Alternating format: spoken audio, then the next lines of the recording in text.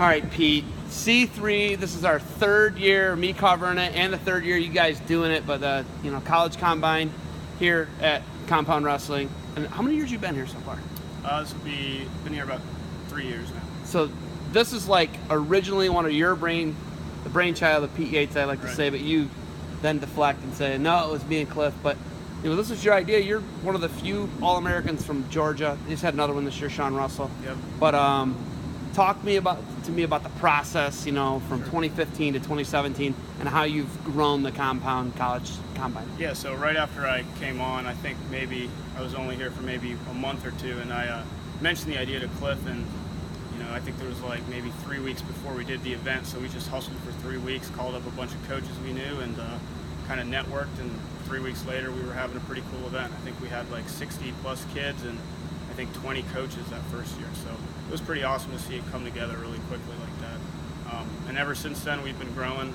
We had 2 last year. We had one in Iowa as well as the one here in Georgia, and now this year we're going to do 4. We're going out to Cali next weekend, and then New Jersey and Iowa in August and September. And there's going to be actually one, Cliff's talking about one in Florida potentially too. Yep. So it's like, it's all in the works here. And do you feel, well first off, being a Georgia guy, it's hard to get noticed. You know that.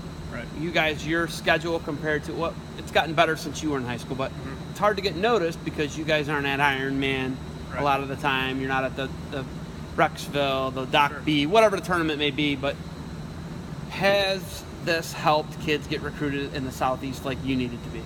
Yeah, absolutely. I think so. When I grew up in Georgia, there were no big colleges really looking in Georgia at all. So I think the only out-of-state tournament I did with my high school, and it was really only me that went, is I had to actually call up the athletic director of my school and allow me to go to the Beast of the East just so I could be recognized. There were no combines going on like football and other sports have. So Georgia's grown a lot since I was in school, but I think combines like this give areas where kids sometimes get neglected a great chance to be showcased and give them opportunities to get scholarships. Looking at, you went to Virginia Tech multiple times, 2-time All-American for Virginia Tech.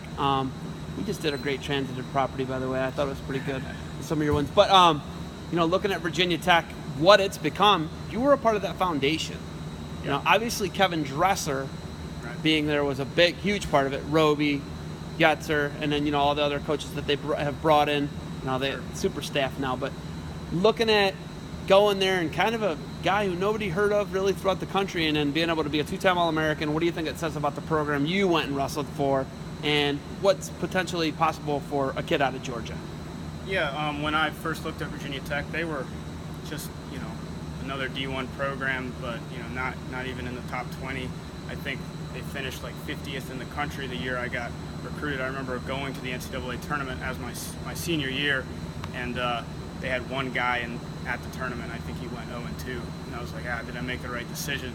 But as soon as we got our new recruiting class in and everybody got on the same page, we put the work in, and we really became a top 10 program and now a top 5 program. And I think, with Dresser leaving, Roby's taken over, and he's going to continue setting the bar high there. What do you think college coaches, you're going to have 20 plus college coaches in here this weekend, what do you think they're looking for out of kids when they step on the mat here, when they're doing the strength and the mile run and they're doing all the other stuff? What do you think a college coach is looking for? You're a 2-time All-American. You know what they're looking for. You could be coaching at a college right now. What are they looking for? You can do your research and Google a kid and find out their accolades and their accomplishments so far, but what you don't really get to see is how hard they train, how well they do with adversity, how fast they can run a mile run, or when conditions are a little tough. It's 100 plus degrees in here right now. It's going to be hot. Coaches get to see how kids train, and kind of they can see how the kid might do in a tough environment, because college is a whole new beast compared to high school wrestling. So it gives coaches an idea of how kids may be outside of just a regular tournament where they can see them, and it's more than just accolades on paper. They get a hands-on approach and get to see how hard the kid's willing to train and if it's a good fit for them. You guys are in a lot of major markets. Obviously, we're here in the Southeast. We're heading up to the East Coast, going out to the West Coast, and then you're in the center of the country. Any other future growth plans right now, or is it just like, hey, we're worrying about what we got on hand? Where do you go from here with C3? Well, I would hope that we could get to all the regions where there's a need for it. You know, Pennsylvania kids that are in the top 10, it might not be the best event for them, although I think it can be a great event for them. But kids that are sometimes overlooked, the second and third guy in their weight class, it really lets those kids shine. And wrestling is rich all over the country, not just those powerhouse programs, but I think a lot of those kids just get overlooked, and also they don't understand that they can go D1 or D2 or D3 or NAIA, whatever a good fit for them is. A lot of those kids kind of become neglected, and they just go off to college and forget about wrestling, whereas hopefully we can give them, you know, an idea, hey, this is what college wrestling is about. Maybe I can go do this later on in my life and in college. Last thing, is Roby going to take the ball and run? Are the Hokies, Absolutely. are they going to get it done? You know, Frank Molinaro, Jared Frere, I mean, they have an incredible, the RTC is being built there as we speak. Are the Hokies going to take the ball and run with it? Absolutely, I think so. Roby, he was really my personal coach. I had a great relationship with him, and you know, I can't say anything but great things about the guy. He's going to do an awesome job, and I mean, they got 2 Olympians on staff now, so they've got, you know, all the tools, and they're going to continue to do what they've been doing. So. All right. Any expectations? Anything else you got for me before we get rocking and rolling here? No, I think that's it. All right, hey, thanks for the time.